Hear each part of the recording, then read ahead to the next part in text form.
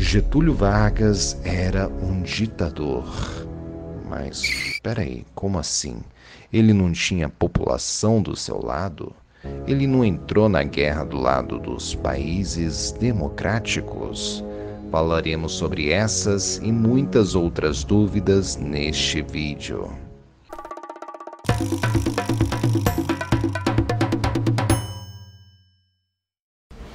Uma contradição que pesou contra este governo de Getúlio Vargas, principalmente com a sua participação do lado dos aliados, os tão aclamados países democráticos, é que o Brasil na época não era um país democrático.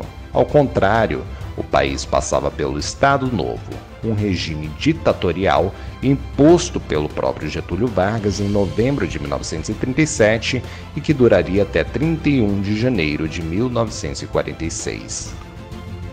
O regime era tão centralizado na figura federal de Getúlio Vargas que os próprios estados, unidades administrativas da federação, foram abolidos pela Constituição de 1937.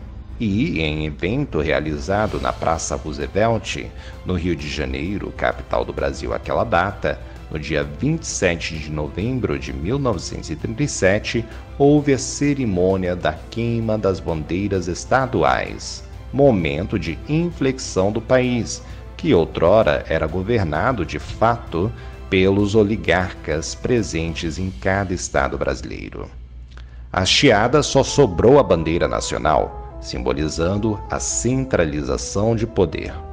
Se, por um lado, o regime ganhou tempo com a guerra, sendo ela um bom argumento para o governo adiar por tempo indeterminado a consulta popular que deveria validar a Constituição de 37, por outro lado, lutar contra o nazifascismo colocou em xeque a manutenção de uma ditadura no país. Em uma pira é feita a cremação das bandeiras estaduais, que desapareceram por um dispositivo da nova Constituição para serem substituídas por uma só bandeira, a nacional. A tensão política era grande. Oswaldo Aranha, nome de peso na política interna e externa brasileira, tendo sido nomeado ministro da Fazenda em 31 e ministro das Relações Exteriores em 1938, ambos no governo varguista, pede a sua renúncia da pasta após o fechamento da Sociedade Amigos da América, organismo apoiador dos aliados. Mesmo com todas essas tensões, Vargas tenta a manutenção de seu cargo através da campanha de Marcondes Filho, que durante o ano de 1944 enaltecia a figura de Vargas no rádio. Entretanto, a oposição trabalhava contra a manutenção de Vargas no poder. Costuravam alianças com os militares que, na época, gozavam de muito prestígio por causa da guerra. Muitos intelectuais e escritores também pediam a redemocratização, como presenciado no primeiro Congresso Brasileiro de Escritores, realizado em 1945.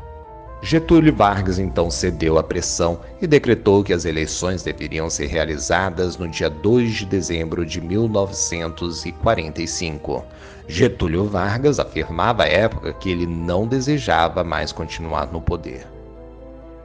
Entretanto, Getúlio Vargas não era bobo nem nada.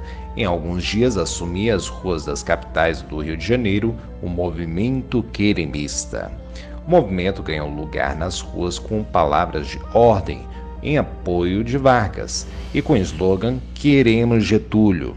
Pelo visto, Getúlio não queria largar o osso, não. O movimento teve auxílio de camadas populares e a anuência de alguns partidos de esquerda, como os próprios comunistas de Carlos Prestes. Isso mesmo, Carlos Prestes, cônjuge de Olga Benário Prestes, que foi mandada para a Câmara de Gás com um empurrãozinho amigo de Vargas. Várias articulações conspiratórias contra Getúlio Vargas foram feitas. Entre os principais articuladores delas estavam o ministro da Guerra, general Góes Monteiro, e o candidato do PSD à presidência da República e ex-ministro da Guerra, general Eurico Gaspar Dutra.